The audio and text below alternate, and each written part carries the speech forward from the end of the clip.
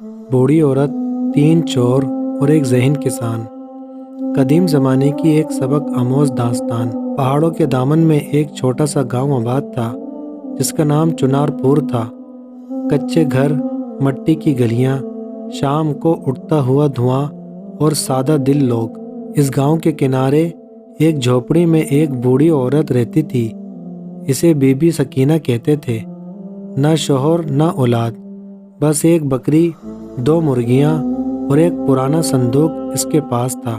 لوگ کہتے تھے کہ اس صندوق میں خزانہ ہے، حالانکہ اس میں صرف پرانے کپڑے اور کچھ یادیں تھیں، مگر افواہ اکثر سچ سے زیادہ طاقتور ہوتی ہے۔ اسی گاؤں کے باہر 3 بدنام چور ڈیرے ڈالے ہوئے تھے۔ ان کے نام جبار، لطیف، سلیم۔ جبار طاقتور مگر کم عقل، لطیف چلاک مگر لالچی، سلیم خاموش مگر مکار۔ انہوں نے سنا کہ بوڑھی عورت کے پاس خزانہ ہے۔ جبار نے کہا، آج رات کام ختم کرتے ہیں۔ لطیف بولا، آہستہ، شور نہ ہو۔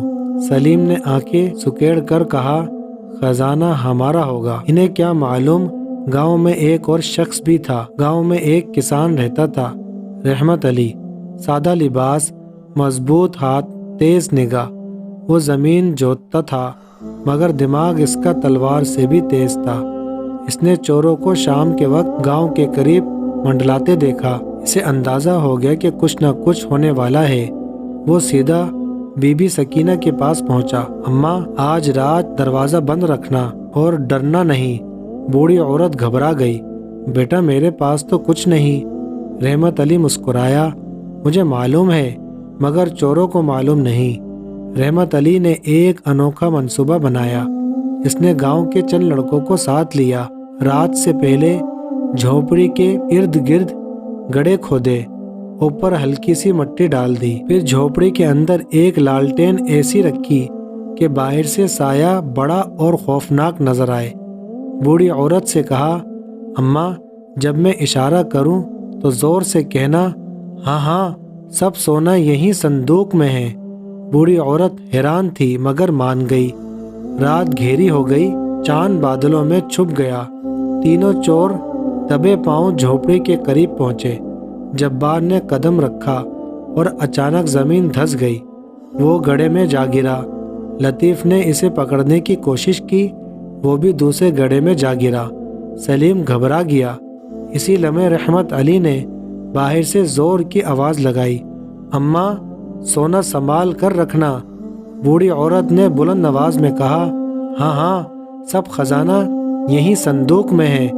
چوروں کی آنکھیں چمک اٹھیں۔ سلیم جلدی سے اندر گھسا۔